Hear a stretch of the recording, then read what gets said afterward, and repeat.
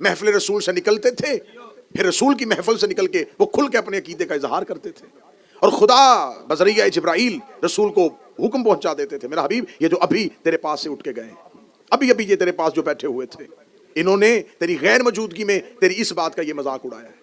تو یہ ساری باتیں دور رسول میں تو واضح ہوتی رہیں، اور رسول بتاتے رہے کہ خدا بار بار کہہ رہا ہے منافقون کے لیے یہ آیت بھی بھیجی ہے، یہ بھی منافقین کے لیے بھیجی ہے، یہ بھی منافقین کے لیے بھیجی ہے۔ آخر ایک دن محفل پیغمبر میں رسول کے جلیل القدر صحابہ بیٹھے تھے، جن میں حضرت سلیمان محمدی اور حضرت ابو ذر بیٹھے ہوئے تھے۔ انہوں نے کہا یا رسول اللہ، آپ کی زندگی میں تو پتہ چل گیا ہے کہ قرآن بتا دیتا ہے کہ منافق کون ہے، لیکن آپ کے جانے کے بعد جب آیتیں نہیں اترا کریں گے تو کیسے پتا چلے گا کہ منافق کون سا ہے؟ رسالت امام نے دیکھا مسجد کے کونے پر ریت پہ سر جھکائے ہوئے علی قرآن لکھ رہے تھے، امیر المومنین کی طرف ہاتھ کا اشارہ کر کے اہل سنت کتابوں میں رسول نے کہا یا علی کاما اٹھیے گا، علی اٹھ کے کھڑے ہوئے۔ رسول نے سلمان ابو ذر سے کہا پورے مدینے کے میرے صحابہ کو بتا دو یہ ہے مومن اور منافق کی پہچان، اس کی محبت، اس کی محبت عین ایمان ہے،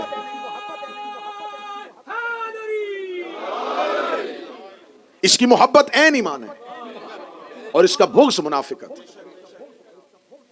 یہ اہل سنت برادران کی جید احادیث کی کتابوں میں مسلسل یہ حدیث درج ہوئی ہے کہ مومن اور منافق کی پہچان صرف اور صرف محبت امیر المومنین، اور خدا نے مذمت کی ہے کہ اگر منافق دل میں ایمان نہ رکھے تو زبان سے کلمہ پڑھے تو اسے کوئی فائدہ نہیں ہوگا۔ ایک شخص نے محفل رسول میں آ کے کہا پوچھا تھا یا رسول اللہ نیکیاں کیا ہیں اور گناہ کیا ہیں، سیئات کیا ہیں اور حسنات کیا ہیں؟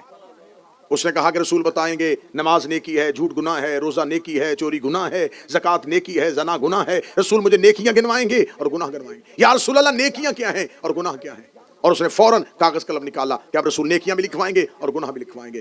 سنی کتابوں میں، حدیث کی کتابوں میں ہے، رسول نے فرمایا حب علی سے بڑی نیکی کوئی نہیں، بغض علی سے بڑا گناہ کوئی نہیں۔ حب علی سے بڑی نیکی کوئی نہیں ہے۔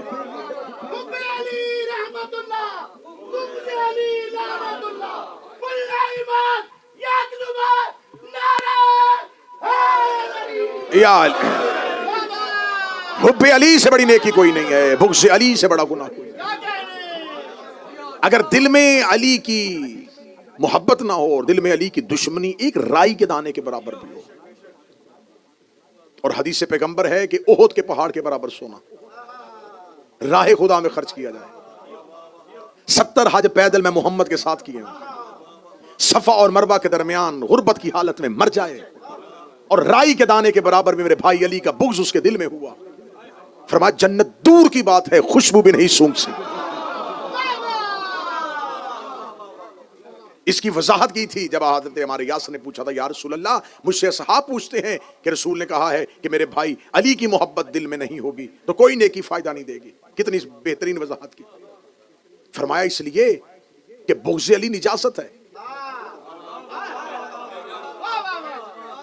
ایک برتن میں نجاست کا ایک قطرہ ڈال دیا جائے، پھر اس کے بعد جو بھی چیز پاک ڈال لیں گے وہ خود بخود نجس ہو جائے گی۔ میں سمجھا رہا تھا شاید اس کے بعد مجھے سمجھانے کی ضرورت نہیں پڑے گی۔ نجاست کا ایک قطرہ ڈال دیا جائے، پاک چیز بھی ڈالو تو نجس ہو جائے گی۔ بغض علی ہے نجاست، دل میں رکھ کے نماز بھی پڑھو، روزہ بھی رکھو، زکوٰۃ بھی دو، تلاوت بھی کرو۔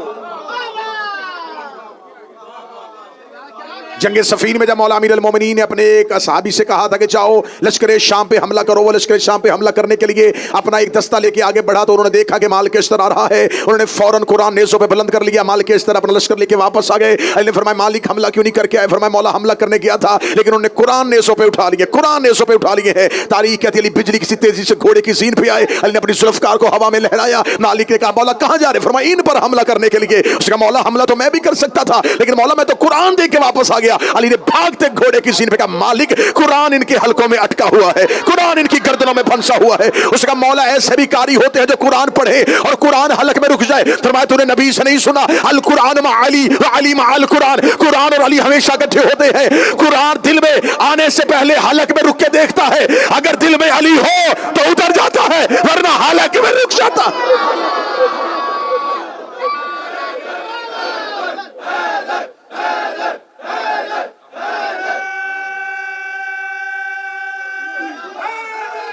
यार बिस्मिल्लाह।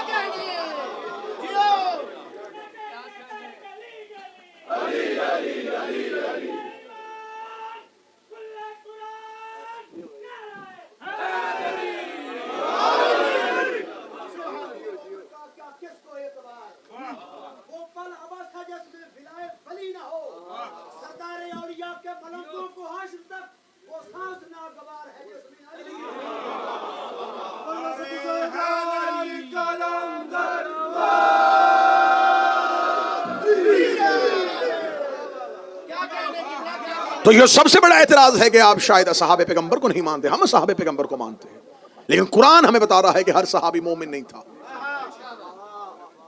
12 मुनाफिकीन के नाम तो रसूल लिखवा के गए थे हुजैफा को। वादिय उकबा 12 मुनाफिकीन के नाम तो अहले सुन्नत किताबों में लिखा है, सही बुखारी ने लिखा हुआ है, मुहद्दिसीन ने लिखा है कि रिसालत इमाम ने हजरत हुजैफा यमान को लिखवाया। हुजैफा के पास वो नाम मौजूद थे और बहुत बड़ी शख्सियत रसूल के जाने के बाद, क्योंकि रसूल ने कहा था हुजैफा मुनाफिक की सबसे बड़ी निशानी क्या होगी, सबसे बड़ी निशानी ये होगी नाम ना बताना, नाम बताओगे इस्लाम यहीं पर रुक जाएगा, तबलीग इस्लाम का सिलसिला बंद हो जाएगा। ये आवाज बुलंद कर देंगे कल मुसलमान करता है, मुसलमान करने के बाद फिर उनके कत्ल के फतवे दे देता है, तबलीग इस्लाम रुक जाएगी, तू नाम ना बताना। हुजैफा ने कहा मौला कैसे हो सकता है कि दिलों में मुनाफिकत रखें, आपसे दुश्मनी रखें, आपके कत्ल का इरादा करें, आपकी ऊंटनी को पहाड़ी से गिराने का सोचें और इनके नाम ना बताए जाएं। फरमाया हुजैफा एक निशानी है, मेरी जिंदगी में मरेंगे मैं जनाजा नहीं पढ़ाऊंगा, मेरे बाद मरेंगे अली जनाजा नहीं पढ़ाएगा। अब हमसे ये ना पूछा करो कि तुम किसे मानते हो किसे नहीं मानते, हमें ये बताया हो कि अली किसके जनाजे में गए थे।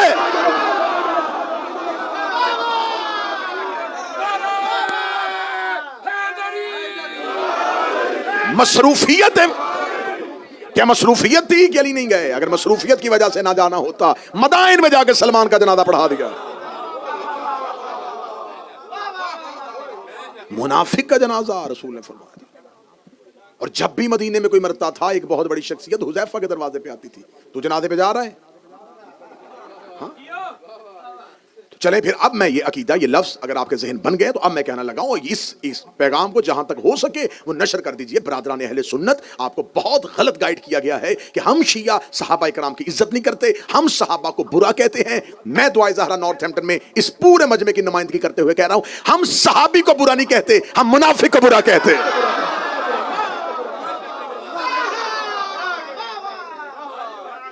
हम सहाबा पैगंबर को मानते हैं लेकिन हम मुनाफिकीन को नहीं मानते। और जब आप हम पर एतराज करते हैं ना, तो मैंने तो पहली 2, 3, 4 मजलिसों में बार बार ये रिपीट किया है कि आपके पास भी तो मुकम्मल बायोग्राफी जिन साहब की है उनकी तादाद तो 7,000 है, उनसे ज्यादा को तो आप ही नहीं मानते। जब आप हम पर एतराज करते हैं ना कि शिया सहाबा को नहीं मानते, मैं खुल के बात कर लेता हूं, बंदे खुल के बात नहीं करते। आपके जहन में कुछ लोग होते हैं,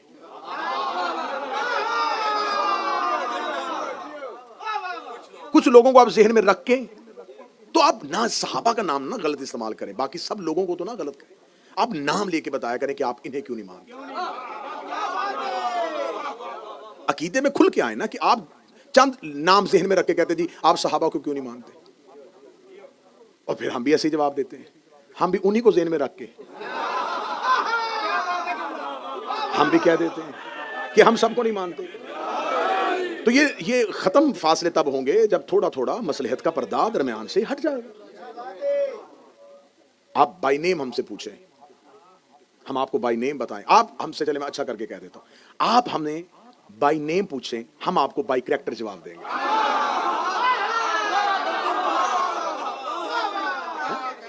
आप हमें बाय नेम बताएं कि आप कहें जी आप इनको क्यों नहीं मानते, हम फौरन किताबों से कैरेक्टर पढ़ेंगे, اس پڑھنے کے بعد آپ کو کہیں گے جی یہ کردار ہے. ہم شخصیت پرستی نہیں کرتے, ہم کردار کی عزت کرتے ہیں.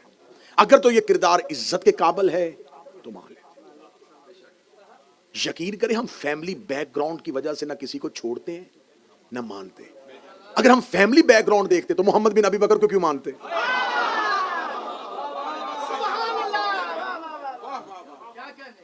شیعہ مرتا مر جاتا ہے لیکن یزید کے لیے اتنا سا بھی نرم گوشہ نہیں رکھتا. اس کے بیٹے نے صرف آ کے اپنے باپ کے تخت کو ٹھوکر ماری ہے. کریکٹر آیا سامنے, ہم نے کردار قبول کر لیا. کیا مصلحت تھی, کیوں کیا تھا, ہم نے کہا نہیں یہ جملہ قابل قبول ہے. بے شک یزید کا بیٹا ہے. تو ہمارے ہاں نہیں دیکھا جاتا کہ کون کس کا باپ ہے کس کا بیٹا ہے.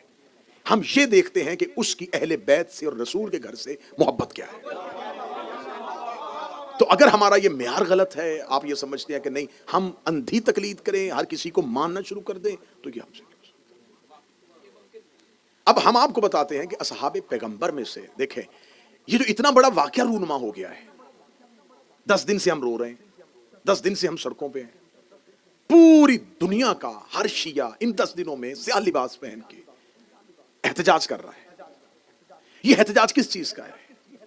امام حسین کی شہادت کا, کہ 61 ہجری کو 10 محرم کو عراق کے صحرا میں نبی کے خاندان کا ایک قتل ہوا ہے.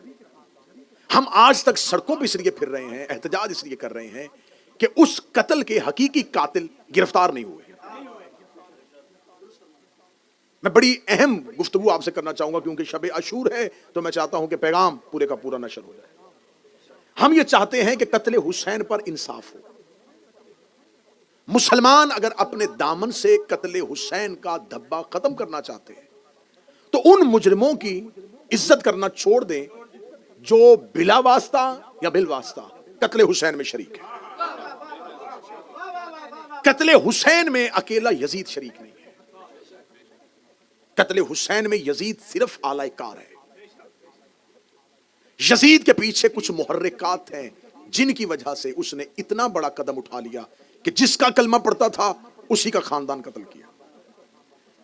اور یہ واقعہ کوئی 200 سال بعد بھی نہیں ہوا, نبی کے جانے کے 50 سال بعد. اس دور میں اگر جا کے دیکھیں تو اس دور میں لوگوں کی جو ایوریج ایج ہے وہ 100 سال سے اوپر ہوتی تھی. امام حسین علیہ السلام کے اصحاب میں سے 90-91 سال کے اصحاب تو حسین کے ساتھ لڑ رہے تھے, امام حسین کے لشکر میں شامل تھے. تو اس کا مطلب ہے کہ 100+ لوگ آسانی سے جی لیتے تھے. اور یہ واقعہ کربلا کب ہوا؟ رسول کی شہادت سے 50 سال بعد. اس کا مطلب ہے کہ وہ لوگ زندہ تھے جنہوں نے اپنی آنکھوں سے نبی کو دیکھا تھا. وہ رسول زندہ تھے جنہوں نے اپنی آنکھوں سے نبی کی گود میں حسین دیکھا. ان لوگوں نے اس قتل میں کیا کردار ادا کیا؟ وہ واقعہ کربلا میں کہاں تھے؟ کیونکہ مسلم امہ 2 حصوں میں تقسیم ہو چکی تھی. ایک وہ تھے جو یزید کی حکومت اور یزید کی مملکت کو اسلامی حکومت سمجھ رہے تھے, اور یہ لوگ کون سے تھے؟ نبی کے دور کے لوگ تھے. میرا اہل سنت بھائی بہت آسانی سے بات تک پہنچ سکتے ہیں. اگر یہ قتل حسین میں شریک نہیں تھے تو انہیں انصار حسین میں ہونا چاہیے تھا. اب میں یہ بھی نہیں کہوں گا کہ سب غلط ہو گئے تھے. 3 حصوں میں تقسیم ہو چکی تھی امت. ایک وہ تھے جو کھل کے یزید کا ساتھ دے رہے تھے, ایک وہ تھے جو کھل کے حسین کا ساتھ دے رہے تھے. درمیان میں ایک ایسا گروہ تھا, ایک ایسی کثیر تعداد تھی جو وقتی طور پہ فیصلہ نہیں کر پائی کہ اب ہمیں کیا کرنا چاہیے. ان میں سے بہت سو نے بعد میں کسی نہ کسی طریقے سے نصرت امام کرنے کے لیے ہر ممکن کوشش کی. جنہوں نے بعد میں کوشش کی وہ نام بھی تاریخوں میں لکھے ہوئے. اب یہاں پر آ کے کہا جاتا ہے کہ صرف یزید جو تھا وہ قتل امام حسین علیہ السلام میں شریک تھا. نہیں, ہم شیعوں کے لیے کوئی معمولی قتل نہیں ہے, ہمارے امام کا قتل ہے. ہم اس کی مکمل انویسٹیگیشن چاہتے ہیں. ہم یہ چاہتے ہیں ہمیں بتایا جائے کہ یزید کیا اپنی مرضی سے تخت خلافت میں بیٹھ گیا تھا؟ آخر اسے بیعت ہوئی تو وہ خلیفہ بنا, تو وہ بیعت کیوں ہوئی, کنہوں نے کی, کس نے کروائی, وہ سارے محرکات کیا تھے؟ نہیں جی, وہ یزید کو اس کا باپ جو ہے اس نے نامزد کر دیا تھا. تو اس کا مطلب ہے کہ قتل حسین میں انویسٹیگیشن اگر آگے بڑھے گی تو صرف یزید شریک نہیں, وہ بھی شریک ہے. جس نے یزید کی حکومت کا رستہ ہموار کیا. اب اگر یزید قتل حسین میں اکیلا شریک نہیں ہے، اس کی حکومت سازی کرنے کے لیے، اس کو حاکم بنانے کے لیے جو بھی شریک تھا، وہ چاہے اس کا باپ تھا، وہ اس قتل کے اندر آ گیا. اب یہاں پر آ کے پھر تحقیق نہیں رکے گی، تحقیق پھر اس کے آگے جائے گی. آخر یزید کے باپ معاویہ بن ابو سفیان کو شام کی حکومت کس نے دی تھی؟ اگر آپ سراغ لگانا چاہیں تو پھر سراغ تو لگ سکتا ہے. اگر آپ نے ویسے ہی تعصب کی پٹی آنکھوں میں باندھ لی ہے اور قاتلان حسین کو ہی اپنے ہیرو سمجھنا ہے تو آپ کی مرضی ہے، ورنہ ہم شیعہ کٹ رہے ہیں، مر رہے ہیں، لیکن آپ کو حق پہنچا رہے ہیں کہ خدا را اپنے دماغ، اپنے ذہن، اپنی عقلوں کو روشن کرو. یزید کی حکومت بنانے میں اس کے باپ کا ہاتھ تھا. معاویہ بن ابو سفیان کو شام کی حکومت دینے میں کس کا ہاتھ تھا؟ کس نے اسے خلیفہ بنایا تھا؟ کہتے تیسری خلافت کے دور میں باقاعدہ طور پر اسے نامزد کر دیا گیا تھا. 18 ہجری سے لے کے 60 ہجری تک 42 سال مسلسل ابو سفیان کا بیٹا شام کے مسلمانوں کا حاکم بنا رہا. کیا 42 سال میں مسلمانوں کے پاس کوئی حافظ قرآن، کوئی مفسر قرآن، کوئی محدث، کوئی ایسا صحابی، کوئی برگزیدہ، کوئی نبی کے خاندان سے محبت کرنے والا نہیں تھا کہ 42 سال جگر چبانے والی کا بیٹا، دسترخوان میں واضح شراب رکھ کے پینے والا، کتوں اور بندروں سے کھیلنے والا، وہ مسلمانوں کا حاکم بن کے حکومت کرتا رہا اور کسی نے بھی نہ پوچھا؟ نہیں، یہ سب جی بنی امیہ کی نسل اور ہے. اور پھر یا کے بہت بڑا تاریخ کا دھوکہ دیا جس میں اکثریت ہمارے شیعوں کی بھی آ گئی کہ بنی امیہ جو تھے یہ بنی ہاشم کے رشتہ دار ہی تھے، پیچھے سے ان کا شجرہ ایک تھا. غلط. خدا نے قرآن میں پہلے کہہ دیا ہے شجرہ طیبہ اور ہے، شجرہ خبیثہ اور ہے. اگر شجرہ ایک ہوتا، موضوع ٹھیک ہے جی، اگر شجرہ ایک ہوتا تو خدا ایک ہی شجرے کی بات کرتا.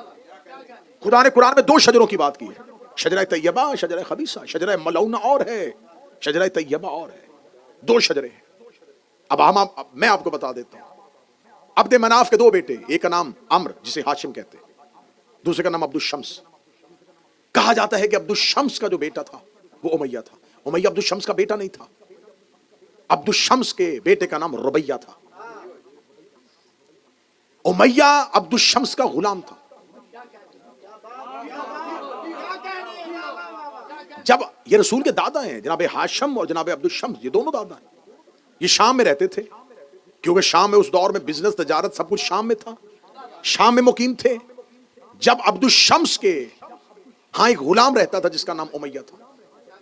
عبد الشمس کا انتقال ہو گیا، امیہ نے اس کے سارے کاروبار کو سنبھال لیا. پتہ چلا کہ عبد الشمس کا حقیقی وطن تو مکہ ہے اور مکہ میں اس قبیلے کو بڑی عزت کی نگاہ سے دیکھا جاتا ہے.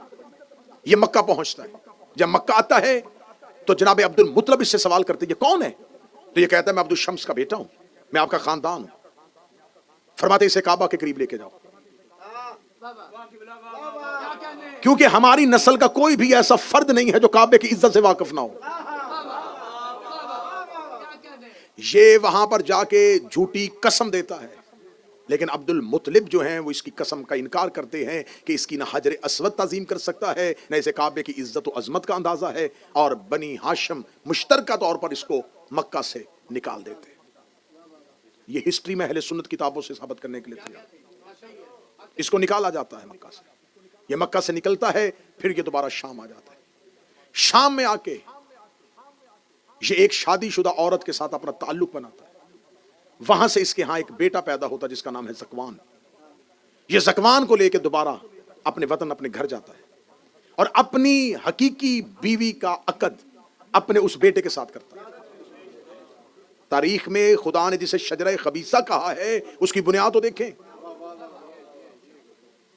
وہاں سے اس کے ہاں ایک بیٹا پیدا ہوتا ہے جس کا نام ہے حرب. پھر اس کے ہاں بیٹا پیدا ہوتا ہے جسے کہتے ہیں سخر. اسی سخر کی کنیت ابو سفیان ہے.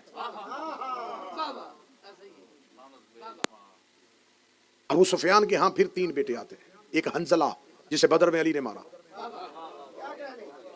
ایک معاویہ اور ایک یزید. ایک تو یزید معاویہ کا بیٹا تھا، ایک یزید معاویہ کا بھائی بھی تھا، یزید بن ابو سفیان. ادھر سے حرب کے ہاں ایک اور بیٹا ہے ابو سفیان کے علاوہ جس کا نام ہے آس. आस के फिर दो बेटे हैं, एक का नाम है हकम और एक का नाम है अफ़ान। हकम का बेटा मरवान और आस का बेटा उस्मान, उफान का बेटा उस्मान। फिर इसमें से एक बेटा है जिसका नाम है उकबा, उकबा का एक बेटा है वलीद। ये वही वलीद है जब इमाम हुसैन से बैत मांगी गई तो ये मदीने का वाली था, मदीने का हाकम था। इसको खिलाफत के दौर में कूफे का हाकम बना दिया गया था। यह कूफे का मुसलमानों का वाली बना हुआ था दौर यजीद में। और अहले सुन्नत किताबें कहती हैं इसने शराब के नशे में आके फजर की नमाज मुसलमानों को पढ़ाई और 2 रकत की बजाय 4 रकत नमाज पढ़ाई। माल के अश्तर वहां मौजूद थे। ये शराब के नशे में बेहोश होकर मुसल्ले पे गिरा, लोगों ने इसकी अंगूठी उतारी, क्योंकि अंगूठी खलीफा की जो हाकम होता है वो मोहर होती है उसकी। अंगूठी उतार के मदीने भेज दी कि या अली ये देखिए क्या हो रहा है, एक शराबी को यहां पे हाकम बनाया हुआ और वो मुसलमानों को नमाज पढ़ा रहा है। क्या किया गया? उसको माजूल किया गया? नहीं, उसको माजूल करने की बजाय उसको मदीने जैसी अहम पोस्ट को बुला लिया गया। ये तमाम काम जो हो रहा था, ये बनी उमैया का जो शजरा फैल रहा था, कोई कूफे का वाली बन रहा था, कोई शाम का वाली बन रहा था, किसी को यमन का वाली बनाया जा रहा था। अब मेरा अहले सुन्नत भाइयों से सवाल है कि आप हमारा गिरेबान पकड़ते हैं कि आप सहाबा को नहीं मानते। क्या उस दौर में नबी के जलीलुल कदर साहब मौजूद नहीं थे? क्या अबू जर कूफा का गवर्नर नहीं बन सकता था? क्या सलमान शाम का हाकम नहीं बन सकता था? क्या मिकदाद को किसी मुल्क की गवर्नरी दी गई हो?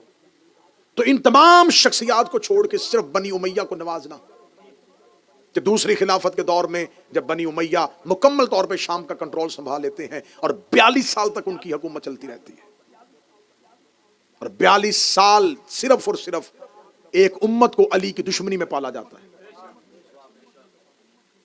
तो अब इधर ये है एक पूरा शजरा जो अहले बैत की दुश्मनी में है। सवाल ये पैदा होता है कि यजीद की हुकूमत साजी में किसका हाथ था? मुआविया का। मुआविया को किसने बनाया था? तीसरी खिलाफत के दौर में तीसरे खलीफा की हुकूमत किसने बनाई थी? 6 लोगों की कमेटी ने। 6 लोगों की कमेटी किसने चुनी थी? दूसरे खलीफा ने। दूसरे को नामजद किसने किया था? पहले खलीफा ने। पहला खलीफा किसने चुना था? सकीफा ने। जो कत्ल हुआ ये कौन था? हुसैन। ये किसका बेटा था? अली का। अली को किसने हाकम बनाया था? रसूल ने। कहां बनाया था? गदीर में। झगड़ा हुसैन और यजीद का नहीं, झगड़ा सकीफ और गदीर का है।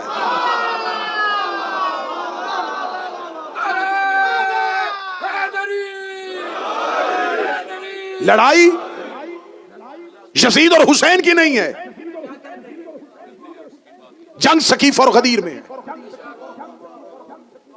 मैं हर साल ये चीख चीख के पूरी दुनिया के सामने कहता हूं, कतन मुनाफकत ना किया करो हुसैन के साथ। पूरा साल यजीद के कैंप में रहना, 10 साल के लिए हुसैनी बनने की एक्टिंग करना। फौरन सारे मुसलमान कहते हम भी इमाम हुसैन को मानते हैं। हमारे गांव में आके देखिए हम कितनी सबीलें लगाते हैं।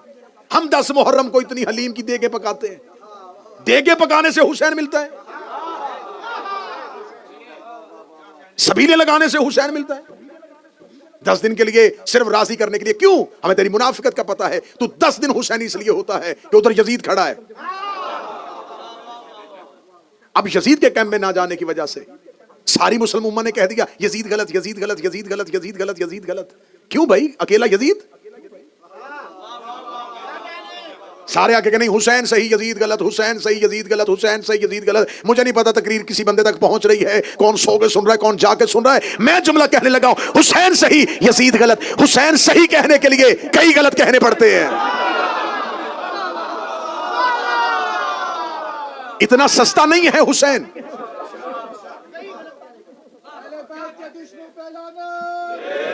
आप कैसे कह सकते हैं कि सिर्फ यजीद था? ये पूरी साजिश है।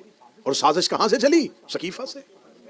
इमामत कहां से चली? गदीर से। इसका मतलब है लड़ाई हुसैन और यजीद की नहीं है, गदीर और सकीफा की है।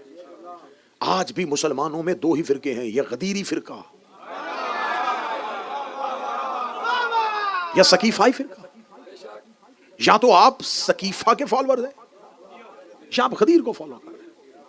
कोई तीसरा रास्ता नबी ने छोड़ा ही नहीं है। या गदीर या सकीफा, या खिलाफत या इमामत। कुरान में 2 ही सूरतें, या मोमिनून या मुनाफिकून।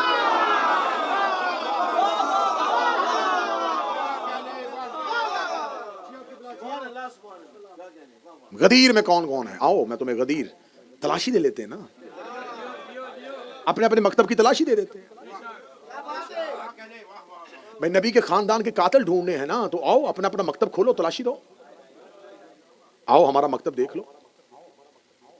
ہمارے پاس علی ہے، حسن ہے، حسین ہے، زین العابدین ہے، محمد باقر ہے، جعفر صادق ہے، موسیٰ کاظم ہے، علی رضا ہے، تقی ہیں، نقی ہیں، عسکری ہے، مہدی ہے. لو تلاشی، ان میں سے کسی میں عیب نکال کے دکھاؤ.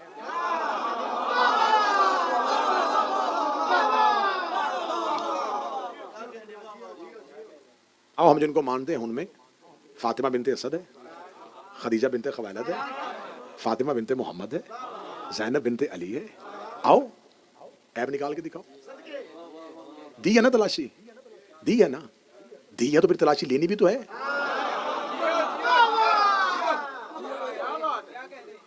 آئیں آپ کے پاس خلافت، دیں تلاشی. پہلا خلیفہ حضرت ابو بکر، دوسرے حضرت عمر، تیسرے حضرت عثمان، چوتھے حضرت معاویہ، پانچویں تھوڑی دیر کے لیے حسن، چھٹے یزید. آپ کی خلافت میں تو یزید کھڑا ہے. خلافت مکمل ہی نہیں ہے جب تک چھٹے نمبر پر یزید کو نہ وہ مانے. کیونکہ بھائی آپ اس کے کردار کو نہیں مان رہے، خلیفہ تو رہا ہے نا، خلافت اس نے کی ہے، مسلمانوں کا خلیفہ تو رہا ہے. ہمارے پاس تو وہ آ ہی نہیں سکتا، کیونکہ ہمارے پاس تو امامت والے ہیں. آپ نے خلافت والی تعداد پوری کرنی ہے تو آپ کو یزید رکھنا پڑے گا، کیونکہ وہ خلیفہ مسلمانوں کا رہا ہے. آپ کہتے جی اس کا کردار بڑا گندا تھا لیکن وہ خلیفہ رہا ہے. تو یہی بات تو ہم کہہ رہے ہیں کہ کردار ٹھیک نہیں تھے اور خلیفہ رہے ہیں.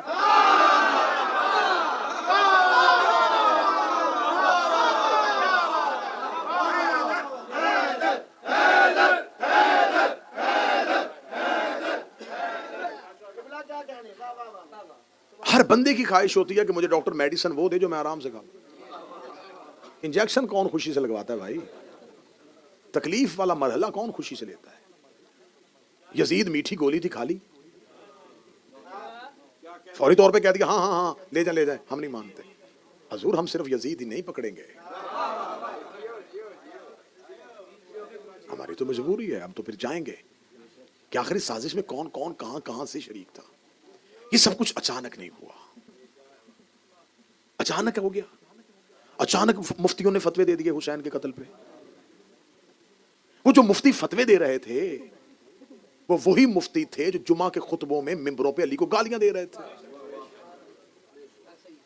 تو یہ پوری 50 سال میں جو زمین نبی کے خاندان کے خلاف تیار ہوئی ہے، یہ میرا اہل سنت بھائی اچانک نہیں ہوئی. اگر محرم تمہیں لے ہی آیا ہے حسین کے گھر میں، حسین تمہیں کھینچ ہی لایا ہے اپنے گھر میں، تو آج شب عاشور ہے، آج ہی حور بن جاؤ، آج حور بن جاؤ. آج اب واپس نہ جانا، کیونکہ آج رات کا طریقہ ہے جو حسین کے پاس آ جائے پھر وہ واپس نہیں جاتا. آپ آ گئے ہیں تو اب آپ حسین کے. انشاءاللہ اسی موضوع کو ہم بڑھائیں گے سوئم کی مجلس میں، اس کی مکمل تفصیلات اگلی، کیونکہ وقت بہت زیادہ ہو گیا اور شہادت بھی مکمل کری. اور مجھے 2 وعدے میں نے آپ سے کیے تھے کہ مجھے صحابہ حسین پہ بھی بات کرنی ہے. ہمارے ہاں مکتب تشیع میں ہم امام حسین علیہ السلام کے 72 تعداد جانتے ہیں، 72 کے کردار نہیں جانتے. میں 3 4 5 جو جتنا آپ برداشت کر سکیں گے اتنا میں آپ کو بتاؤں. اس میں کیسے کیسے جلیل القدر لوگ ہیں. حبیب ابن مظاہر، مظاہر کہا جاتا ہے لیکن مظاہر ہے، اس کو مظاہر کہہ دیا جاتا ہے لیکن اصل تلفظ کا مظاہر ہے. حبیب ابن مظاہر ایسا حسین کا جید صحابی کہ جو ظاہر بیٹھے وہ میری گواہی دیں گے. قبر حسین پہ کسی بھی دروازے سے جاؤ پہلے حبیب آتا ہے، اور حسین کے شہر میں جاؤ تو پہلے حر آتا ہے. پھر میں جملہ کہہ دوں، حر ہے حسین کے شہر کا دروازہ، حبیب ہے حسین کی زری کا دروازہ. امام حسین نے حر کو اپنے شہر کے باہر بٹھایا ہے. حسین کو پتا تھا کہ قیامت تک کے لیے میرے شہر میں گناہگاروں نے بھی آنا ہے، کہیں کربلا کے باہر آ کے ڈر نہ جائیں، کربلا کے باہر آ کے اپنے گناہوں سے ڈریں تو سامنے حر کھڑا ہو، ہائے ہائے حر کہے آ جاؤ میں تمہارے سامنے زندہ مثال ہوں۔ دروازہ حسین کے شہر کا دروازہ حر، حسین کی زری کا دروازہ حبیب۔ کیا تھا اس میں جو حسین نے اس کی قبر اپنی قبر کے ساتھ بنوائی ہے؟ امام حسین علیہ السلام نے جناب حبیب کو ایک خط لکھا تھا، اس خط میں حبیب کو سلام کیا تھا، رجل فقی کہہ کے، اے مرد فقی تم پر میرا سلام۔ اور میں بچوں کو سمجھانے کے لیے کہہ دوں، جناب حبیب رسول کے صحابی تھے، امام حسین اور امام حسن علیہ السلام کا بچپن تھا۔ ان کے باپ مظاہر نے نبی کا کھانا کیا کہ آپ نے یا رسول اللہ کل میرے گھر کھانا کھانا۔ رسالت میں آپ نے فرمایا مظاہر اکیلا نہیں آؤں گا، بیٹوں کے ساتھ لے کے آؤں۔ رسالت میں آپ جب اگلے دن حسن اور حسین کو لے کے مظاہر کے گھر کی طرف چلے تو مظاہر کا یہی بیٹا حبیب اپنے مکان کی چھت پہ تھا، یہ مہمانوں کا رستہ دیکھ رہا تھا کہ آج رسول نے ہمارے گھر آنا ہے، یا چھت سے گر کے حبیب مر گئے۔ تاریخ پڑھ رہا ہوں، حبیب مر گئے، باپ نے لاش کمرے میں رکھ کے بند کر دیا دروازہ، رسالت ماں آئے دسترخوان لگا دیا، حسن اور حسین ساتھ۔ جو ہی حسن اور حسین دائیں حسن بیٹھ گئے، بائیں حسین بیٹھ گئے، امام حسین نے نانا کا بازو پھیلا کے، نانا اس کا بیٹا حبیب کہاں ہے؟ رسول اللہ فرمایا مظاہر میرا حسین پوچھ رہا ہے تیرا بیٹا حبیب کہاں ہے، کیونکہ وہ حسین سے بڑی دوستی رکھتا ہے۔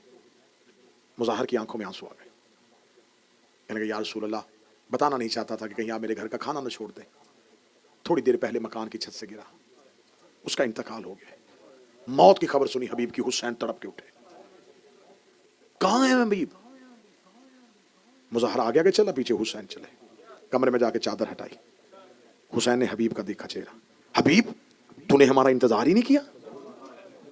نانا مجھے حبیب زندہ چاہیے۔ رسول نے دعا کے ہاتھ بلند کیے، حبیب اٹھ کے بیٹھ گیا۔ کتابیں کہتی ہیں کہ حبیب مدینہ کی گلیوں میں حسین کے پیچھے پیچھے رہتے تھے، اور یہ کیا کام کرتے تھے؟ مولا حسین کے پاؤں کے نیچے سے مٹی اٹھا کے چوما کرتے تھے۔ رسالت مآب نے جناب حبیب کو گود میں بٹھا کے کہا تھا میرے اللہ یہ جیسے میرے حسین کو حبیب رکھتا ہے میں چاہتا ہوں تو اسے ایسے ہی اپنا دوست رکھ۔ امام حسین نے آخری وقت میں خط لکھ کے حبیب کو کوفہ سے بلایا، صحابی پیغمبر بھی ہے، رسول کی صحبت میں بھی ہے۔ مرد فقی والی بات شاید میں نے پہلے کبھی کی تھی، کروں گا تو زیادہ وقت گزر جائے گا، مجھے 2-4 صحابے بات کرنے ہیں۔ اس حبیب کو یہ اس کا ہے کہ حسین کی محبت، حسین کا عشق، اور خط لکھ کے امام حسین نے بلا لیا۔ جناب جون، اس کو بعض لوگ سمجھتے ہیں کہ یہ امام حسین علیہ السلام کا غلام تھا، امام حسین کا غلام نہیں، یہ جناب فضل ابن عباس ابن عبد المطلب کا غلام تھا۔ رسول کے چچا حضرت عباس، ان کے بیٹے تھے فضل، ایک عبداللہ ابن عباس ہیں، ان کے بھائی فضل، یہ فضل کا غلام تھا۔ جناب فضل خرید کے لائے تھے جون کو، مولا امیر المومنین نے جناب فضل سے 150 اشرفی میں خرید لیا اور خرید کے ابو ذر کو تحفہ دے دیا۔ ابو ذر جون کی تربیت کر، پھر جناب جون حضرت ابو ذر کے ساتھ رہے۔ جب حضرت ابو ذر کو محبت علی میں وطن چھوڑنا پڑا تو جون ساتھ گیا تھا۔ جب 32 ہجری میں حضرت ابو ذر کی شہادت ہو گئی، روتا ہوا جون مدینے آ گیا، یا امیر المومنین آپ نے جس کا غلام بنایا تھا وہ میرا آقا چلا گیا۔ علی نے فرمایا پھر تو آزاد ہے؟ اس نے کہا اب میں آزاد نہیں ہونا چاہتا، میں اب غلامی ہی میں رہنا چاہتا ہوں۔ امیر المومنین نے فرمایا ٹھیک ہے پھر آج کے بعد تو میرے حسین کا غلام ہے۔ یہ جون ہے جس نے کربلا میں امام حسین علیہ السلام سے جب وقت رخصت چاہی تو حسین سے کہا کہ مجھے اجازت دی دیے۔ حسین نے کہا نہیں جون تو مجھے بڑا پیارا ہے۔ جناب جون سے کہا نا تو مجھے بڑا پیارا ہے، جون دور جا کر ریت پہ بیٹھ کے رونا شروع کر دیا۔ حسین نے جون کو روتے دیکھا، حسین نے کہا جون کیوں رو رہا ہے؟ کہنے لگا مجھے پتا ہے میں غلام ہوں، میں حبشی ہوں، میرا خون اس قابل نہیں ہے۔ حسین نے جون کو یوں سینے سے لگایا، جون ایسی باتیں کیوں کرتا ہے؟